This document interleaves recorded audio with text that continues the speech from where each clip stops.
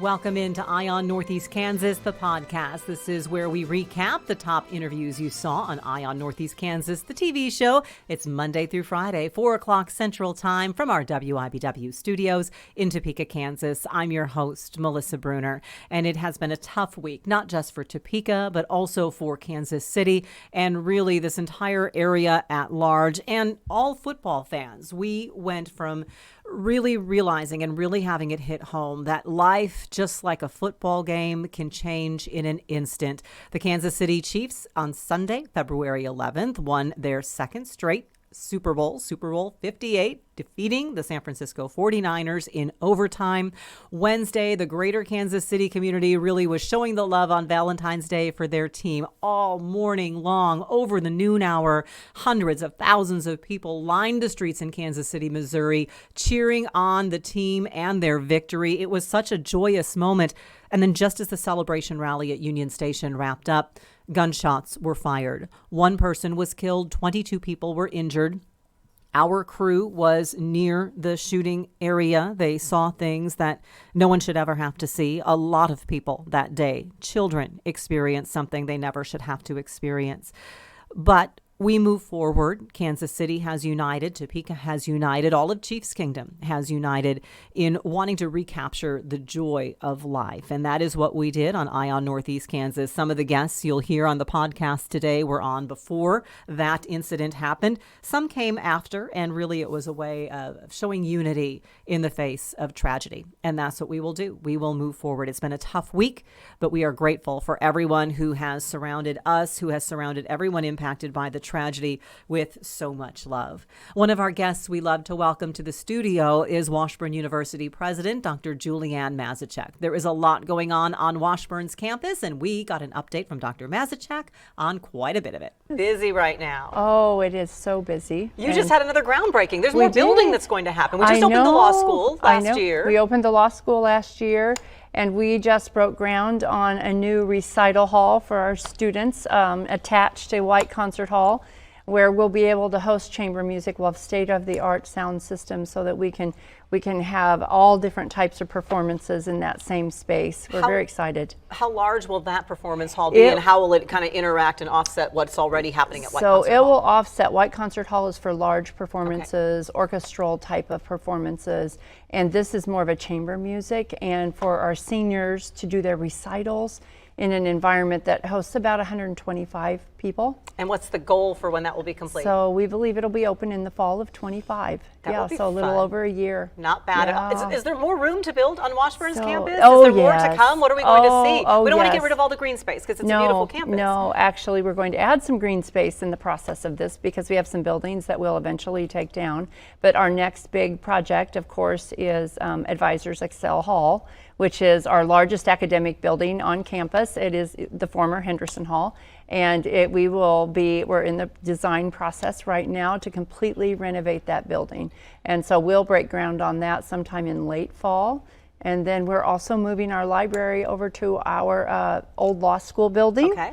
And we are already doing renovations on that building, and that will be our library and student success center. Any idea what's going to happen then to the library space? Yes.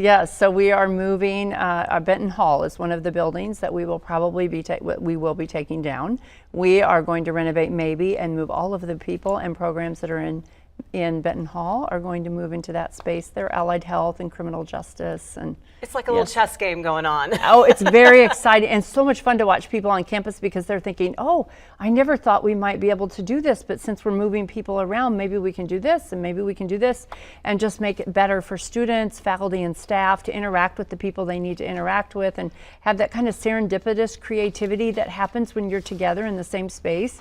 We're very excited about that. One attraction or facility on campus that's celebrating a milestone this year is Mulvane Art Museum. We've talked about it before here on Eye on Northeast Kansas. 100 years. 100 How years. big a celebration is planned? Well, they are planning quite a celebration. We do not have all the details figured out yet, but next fall you will hear quite a bit about it over these next few months. We are going to release a special publication on the art that we have with the Mulvane in our collection and what we've done through the years. oldest art museum west of the Mississippi. It's been undergoing renovations as well, which is why some of those details are still up in the air. And then you're going to renovate Lee Arena. What is happening in there, and when is that going to start? They're playing basketball there right now. They are playing basketball, and we think that that'll be a stage process because we do a lot of things in Lee Arena. So it will be an athletics overhaul to make the space better, and the lighting better, and the scoreboard better, and then of course we do a lot of graduation ceremonies there and celebrations, and so we're excited. That will probably take us several years to complete. You know what else you have in Lee Arena? Career fairs, because yes. there happens to be one tomorrow. We'll be there. WIBW Yes. TV will be there. I think Chris Yes. Fisher is going to be holding down the fort. Yeah. When does that take place? How many people are you expecting for that? So we have, it starts at 11 a.m. I believe that's right. 10 I'm o'clock. sorry, 10. It starts at 10. Thank you very Goes much. till 2, I think. Yes, that makes sense. On my calendar, it says 11. Okay. That's when you'll be there. We'll look for you then. So anyway, from 10 to 2, we have the most number of employers we've ever had, about 150. It's the max we can fit into our gym. We had a waiting list of people who wanted to join us. That tells you what a great market it is, how employers are looking for students, how their businesses are growing. We're just thrilled that they're going to be on our campus looking at our students. Well, we are thrilled to be taking part because we do have a couple Washburn graduates, and another one is going to be coming on board next week. I didn't tell you that. Oh, no, you didn't. So a little birdie also tells me, Dr. Mazachek, that you watched 13 News this morning, and you were a little taken aback this morning because Jared and Raina had KU mugs and K-State mugs, but there was something missing. Yes, so you're rectifying that so right now. I'm ready to present to you, Melissa, and your team a series of Washburn mugs that you might be able to use on the news also. I'm going to give one to Doug Myers because it was actually Doug Myers who said this morning, sorry for the tissue paper noise. It was Doug Myers who said this morning, well, if you guys have KU and K-State mugs, we need Washburn mugs. So there we go. We have our Washburn University mugs. Ichabods are represented here. Thank you for that. I appreciate it so much. Now the challenge is on for Emporia State. That is right, and I'm sure they will rise to the challenge. I have no doubt. It really was a little bit of fun, and I can tell you the morning crew has been using their Washburn University coffee mugs, giving a little bit of love to the Ichabods. Also this week, we welcome Secretary of State Scott Schwab. There is a deadline coming up when it comes to the state's first presidential preference primary in several decades. Scott Schwab, Secretary Schwab, ran down the timeline for us. And yes, you have to kind of refigure your workload in the office. Yeah, and when's the slow time? No, we used to have one, and now we don't. Well, we did a little bit before Christmas, maybe, but even then, it's Christmas, December, right? But it's been how long since we've had the presidential preference primary? It's been since the early 1990s. It's been a long time. It has been, and it's never been this early. And we haven't had spring elections for almost a decade now. So we'll have 3 elections this year, which not normal for us at all. No, a little bit different. So for people who are making their plans and wanting to update registration, do all that kind of thing, very important deadline coming up. Yes, so Tuesday is going to be the voter registration deadline and the advanced ballot application deadline. And the legislature merged those 2 days together. Typically, that's not the case. And then you start early in-person advance voting on the 28th. So, but even if you're going to be 18 in March for this primary, go ahead and vote to register now, because you don't have to be 18 to register if you're going to be 18 by the time of the election. Which is March? I got notes. It's March 19th. March 19th. It's not your typical first Tuesday. It's March 19th. Not. So if you're going to be 18 by March 19th, you can register now. Correct. You said it's also the advanced ballot application. This is if you want one mailed to you? If you want to vote by mail, okay, then you got to get that application in by Tuesday. Which is a little bit further in advance of an election than normal as well. Yeah, they're really compacting this thing down. It's a preference primary, but it's still a primary. So how does the whole declaring your party thing work? Right. So if you're an unaffiliated voter and you don't declare a party, you can stay at home if you don't want to participate. If you do want to participate, you will have to register, and you can do it at the polling place with a party. Then you can vote in there. And there's 4 candidates on each. And it's a preference primary because if Ron DeSantis just ends up winning Kansas in this primary, his name's not going to be on the ballot in November because he's already withdrawn. So that's why it's a preference. Normally when you win the August primary, your name's on November. So that's why this one's really just kind of more nuanced than some other elections. But you bring up Ron DeSantis, and he's still on the ballot, though, even though he has said that he's withdrawn. Why is that? Why are because we he paid the fee, and once they pay the fee and the deadline is passed, the ballot is set. Because election officials have to get those ballots printed, they have to program their equipment, and so we can't take a name off the ballot. Now, when you talked about declaring at the polls, if you are unaffiliated, you can declare at the polls. Yeah. If you are affiliated, you can't switch at the polls.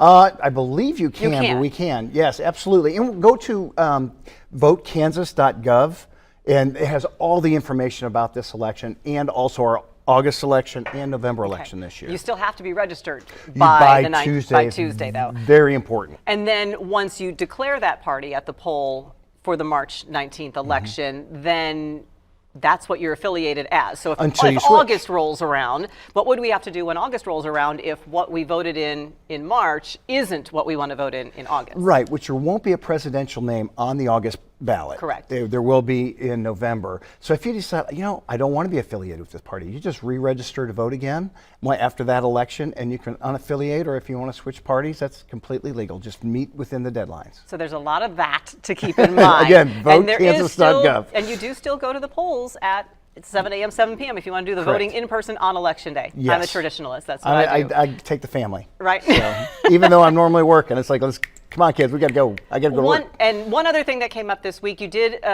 award some security grants. Why is security so important in elections? And what are you going to help these with this money? Yeah, we did some procedural audits in different counties because we have some turnover in our election workers. And so we found out some counties really didn't secure their equipment that well. Sometimes it's just in the paper closet and anybody's going in and out.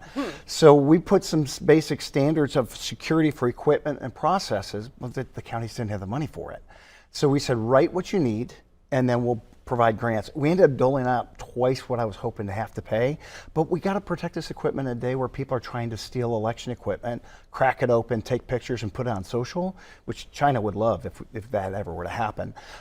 So we just want to make sure, even in the smallest county, that equipment is secure from general public and getting thefted. Makes sense. So that's what those grants are for. Here again are those key dates. February 20th is the deadline to register and the last day to apply for those mail ballots. Advanced voting in person begins on the 28th. Advanced voting in person ends at noon on the 18th, and then March 19th is that actual election day. myvoteinfo.voteks.org will tell you whether you're registered, if you have a party affiliation, where your polling place is, all that good stuff. Correct. Secretary of State Scott Schwab, appreciate you being here. Hey, thank you for helping us get the information You out. bet. 3 elections in 1 year, so a little bit different for 2024 for the Secretary of State and all of our local elections officials. We appreciate them, and go vote, everybody. Participate in the process. That's how you get the leaders that you want. And Topeka City leaders have certainly been under fire during this winter season as potholes have taken it up a whole new level this spring. The city of Topeka actually, for a week there, late January into February, declared a pothole emergency. They had crews working overtime. Interim City Manager Richard Nienstedt and our Deputy Public Works Director Tony Trower visited Ion Northeast Kansas to give an update on how that effort went and where we go with our streets from here. Just released the numbers within the past half hour here. So first of all, Richard, it was a pothole emergency. What did it mean to issue that declaration, and why did you decide to take that step? Well, the emergency actually meant it was a signal mainly to our citizens. We take this serious, and we're going to do what we can to get those potholes fixed and filled.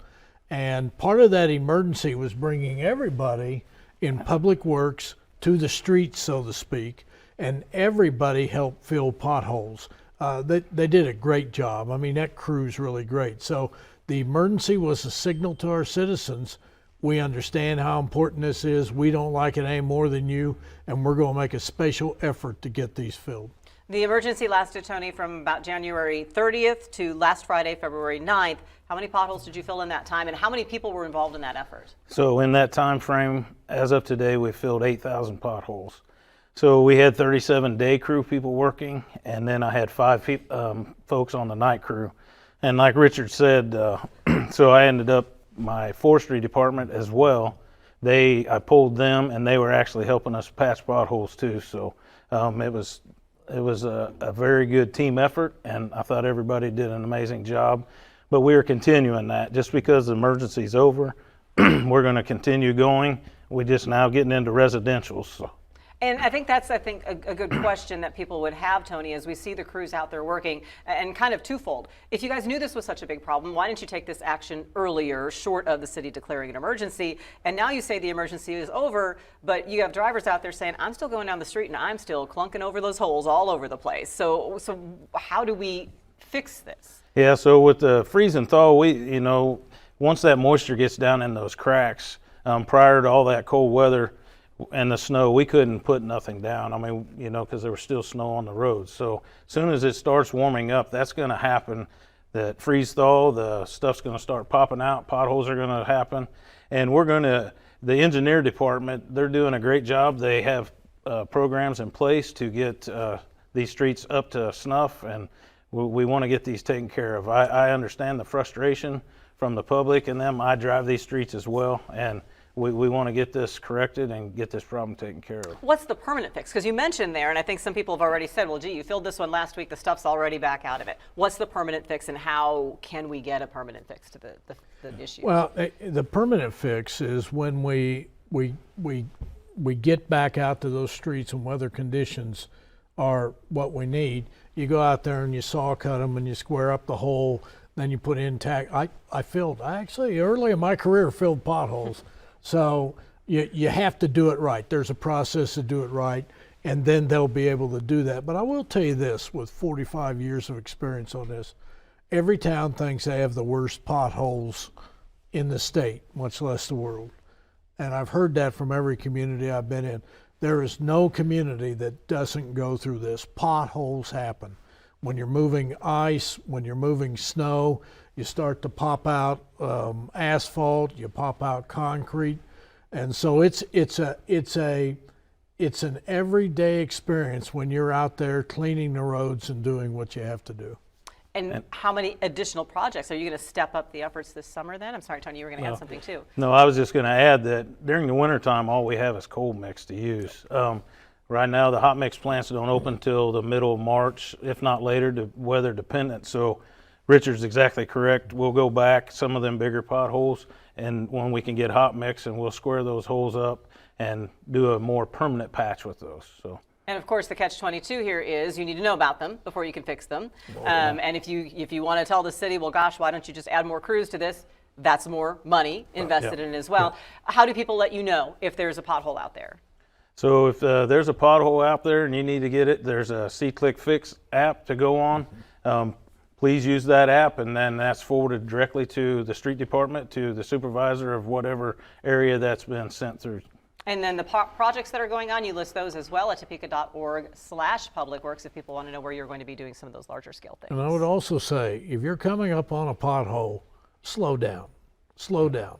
You don't know what that pothole is about. So I would just say to drivers, just slow down, take your time going through a pothole. We did put some information on WIBW.com as far as the challenge and the threshold to be met if you think your vehicle's been damaged in order for anything to be paid. And the short answer is you probably won't get paid for it because of the way the system is and needing to know about things in a certain amount of time. We explained that last week, and they can check that on WIBW.com. Richard, Tony, thank you, and we'll let you get back to it. We know that roads are roads, and sometimes they're going to do what they're going to do. Potholes are a fact of life, but we'll keep you updated on how the city continues trying to address them and minimize any problems. We also learned this week about a really interesting program. You've heard of internships, right? Well, this is a micro-internship program the state has. It is going on its third year. Tim Peterson from the Kansas Board of Regents, which administers that program, visited the show along with Regina Brown, who is with one of the companies that has used this program. Appreciate you both being here to let us know a little bit more about it. Tim, for those who aren't familiar, a micro-internship, exactly what does that mean? It's kind of like any other internship, except that it's very short term. It's project focused, tends to last 10 to 40 hours for things like business operations, research, communications, social media, marketing, and things that can largely be done remotely. How extensive is the program, and how does it work? We've been in business now for 3 years. This is our third anniversary this month. We have over 2,000 students across the state's 32 public institutions who have registered. We have about 300 employers, and that includes businesses, nonprofits, and entrepreneurs, if they're in Kansas. And they collectively have posted about 250 different projects. And how do students find out about it? We rely heavily on the institutions to promote it through their career centers and student services.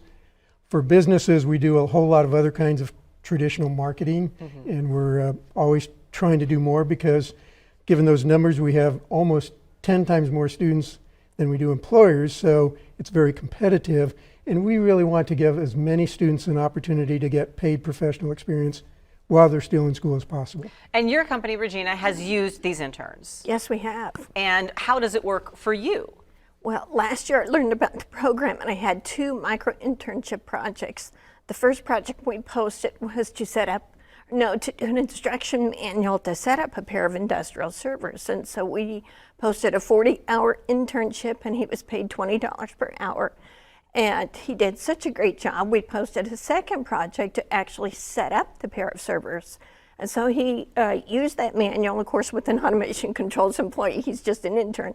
But he actually set up a pair of industrial servers. My goodness. So it was a win for the student because he was educated. It was a win for us because we got 2 projects done we needed done. And the whole thing cost automation controls $690. That's it. For 80 hours of work. That's it. How much does that benefit you? Because are you talking about projects where you don't necessarily need to bring a full-time employee on and add to your staff, because this is just a very specific project that you need 1 extra person? Exactly. And the one thing I want to make clear to businesses out there is these interns are not on your payroll. So that's what's different about this program than regular internships, is I don't have to do Kansas and federal withholdings. I don't have to do a W-2. All I did is wrote a check to Parker Dewey, who administers the program. That's who administers the program. That's great. Exactly. And they work with the Board of Regents then? And then how does the funding work and how does that mechanism all play out? Parker Dewey is the national company out of Chicago that runs the platform for us. They keep 10% of the fee for their operations. And what we've tried to do through the Strata Education Foundation and the DeBruce Foundation in Kansas City is to provide these 500 micro grants for the first 2 projects, because most employers, probably you, never heard of a micro intern. And so this is a way to kind of experience it. And the real benefit, Melissa, is in addition to seeing a resume or a transcript or references, you actually get to see the work the student does.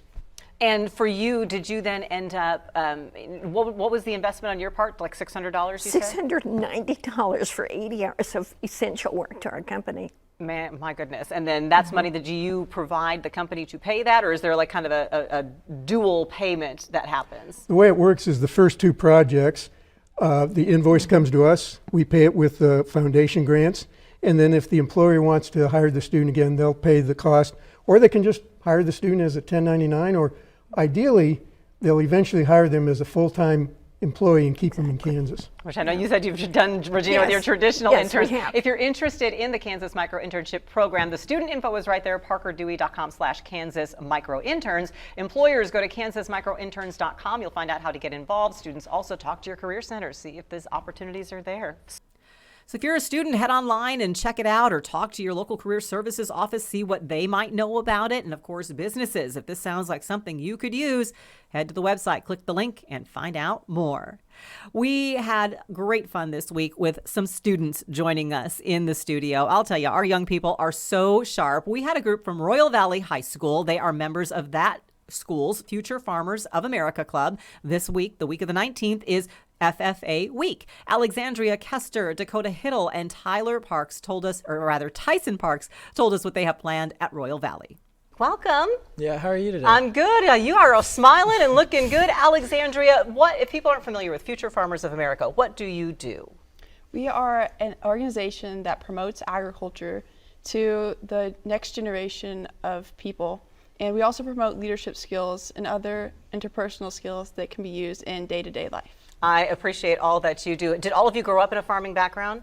A little bit. A little bit. Tyson, what was your background? Yeah, I've gone through 4-H and show through FFA at the Jackson County Fair, and we raise show pigs.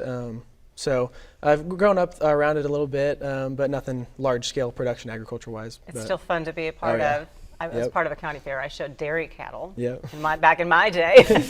Dakota, what is the message that you try to spread when you're interacting with other people in your school, in your community, when it comes to agriculture and maybe what they're misunderstanding? It's that agriculture is the future of our country, and our country survives on it, and people don't understand some of that sometimes. It doesn't necessarily have to mean being outdoors and in the pastures and in the fields every day, does it? What else can you do with agriculture that you guys talk about? Yeah, I mean, you can have little crops in your windowsills. They make little rain gutter windowsill ones that you can plant plants, and it goes all around with planting flowers in your gardens. or in flower beds just to keep the bees around and populating, you know. But I say it can be a really small scale or as large as you want to make it. That's an important point. If you like flowers, Yeah. and tomorrow's Valentine's Day, you support agriculture. So that's a good thing to keep in mind. Alexandria, what are some of the new additions that Royal Valley has that you're going to be showing off during FFA week next week?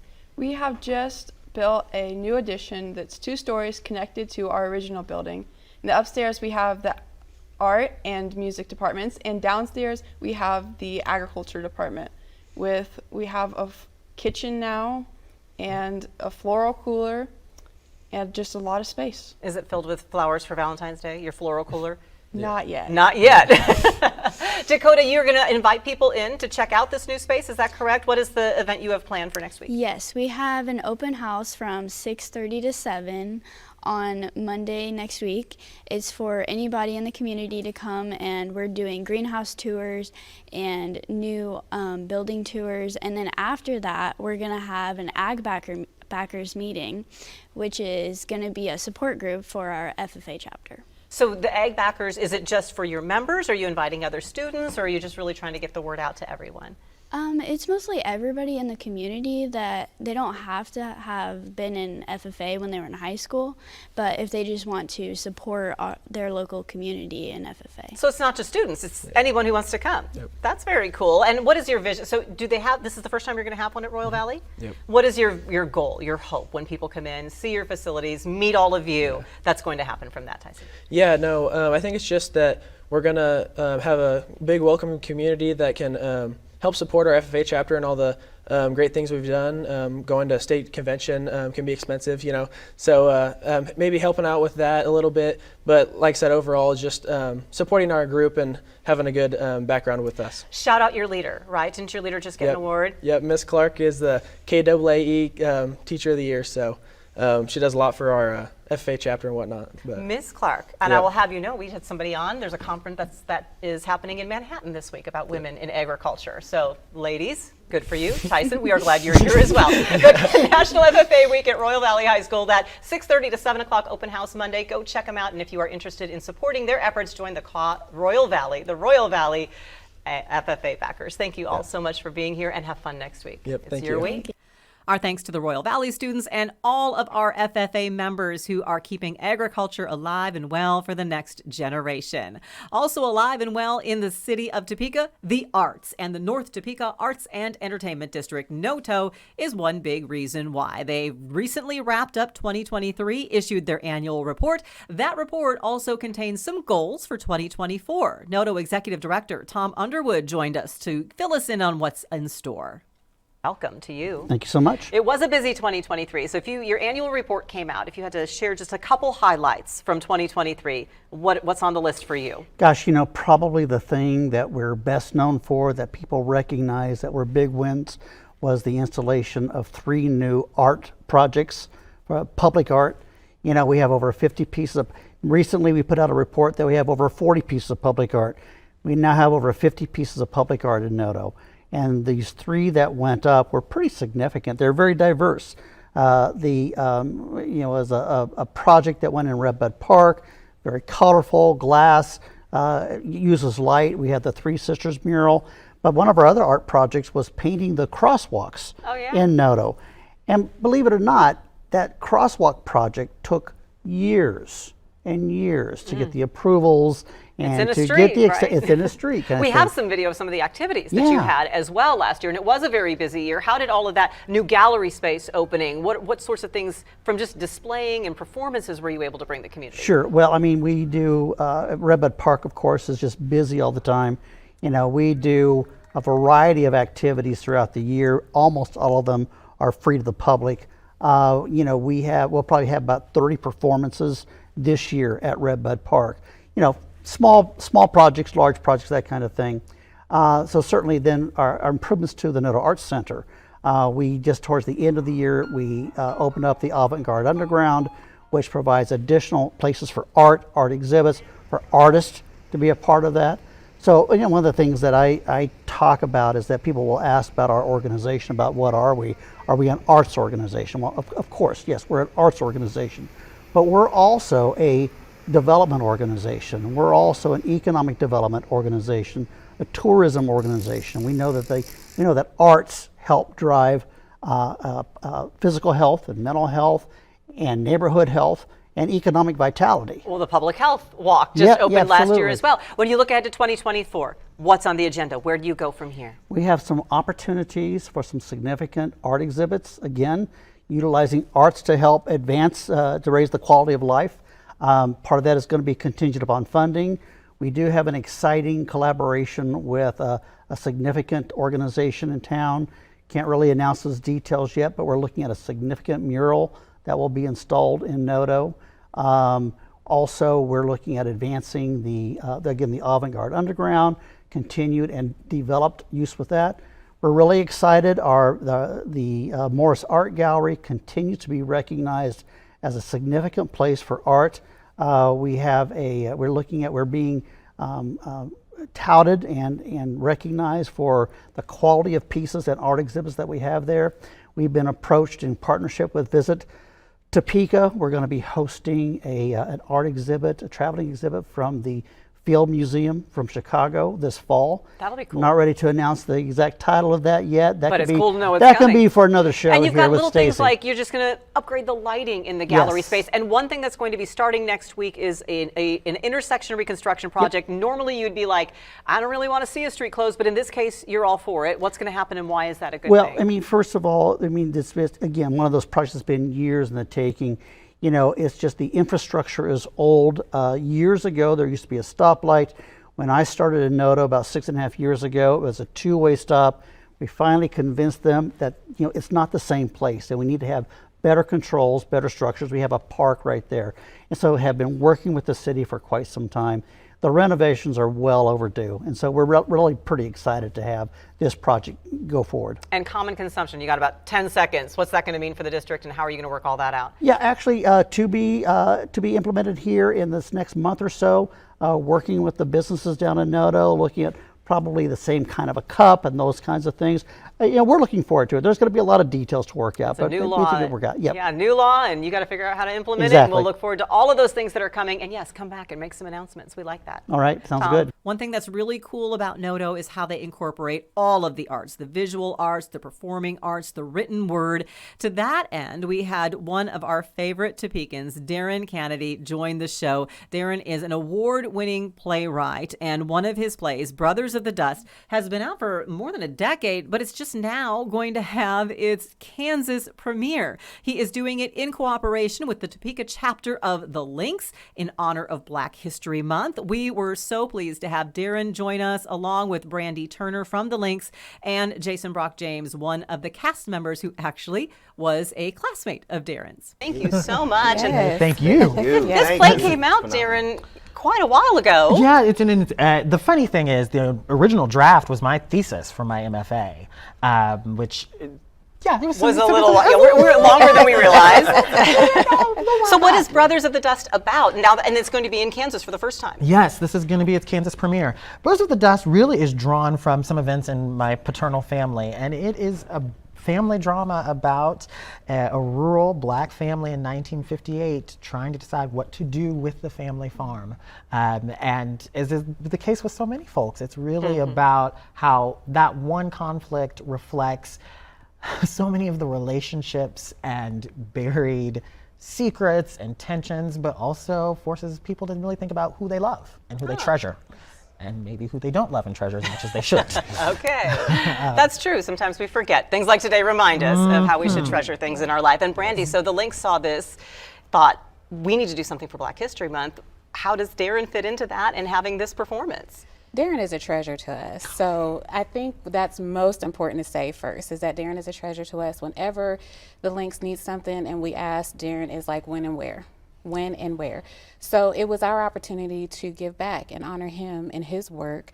This also just is recognition for the national theme of the arts within Black History and Black History Month. So we are just taking an opportunity to honor Black History Month and honor our own Darren Kennedy, as we love to do. That's, you know, part of our motto for the Topeka chapter of the Links Incorporated, which is to support those in our community. And Jason, for you to be able to bring the words of a fellow Topekan, because you're from Topeka as well, to the stage, what role do you play, and what does this mean to you?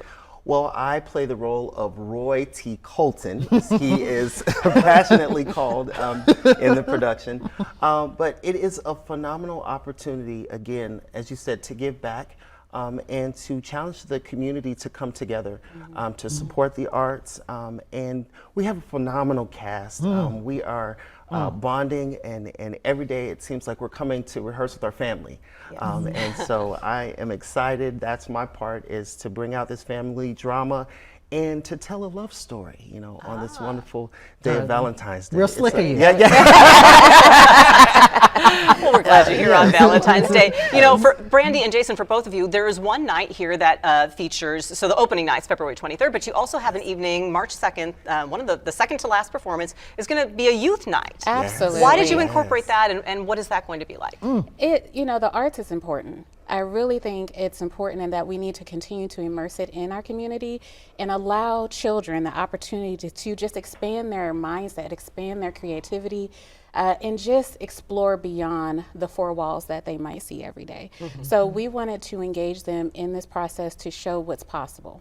Yes. How about for you, Jason? Yes, and to piggyback on that, to actually put some faces in front of them to say, hey, I can do that too. That's something that down the road, that looks exciting. How do I get involved? What's where are the places that I can go to sing, to dance, to act, to be involved in the arts? So, which is where Darren comes in, because it's been very cool of you to come back. You often come back and you speak, and you're teaching in Lawrence now. So we have 3 Topeka High students over there who are going to be opening their own show this weekend. What is your message and your advice to them, to any young person who has dreams? Yeah, it's to be fearless about them. I mean, I can remember being on the stage of Hainer Auditorium with Jason, and the magic of performing when you're an adolescent, when your body still does all the things that you want it to do. You're not that old.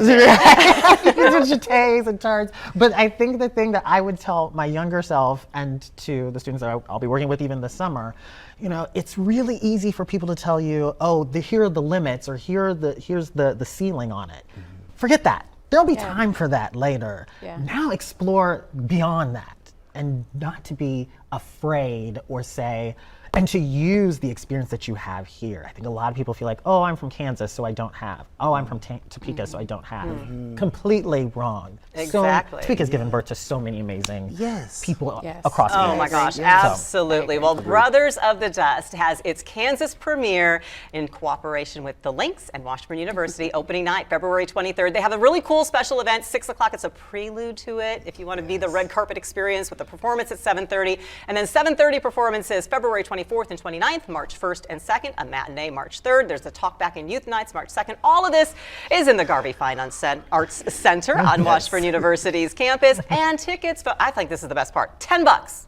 Yes. $10 suggested donation, and that will support the Links in all of your efforts as well. Thank you all so much for being here. Appreciate all of you.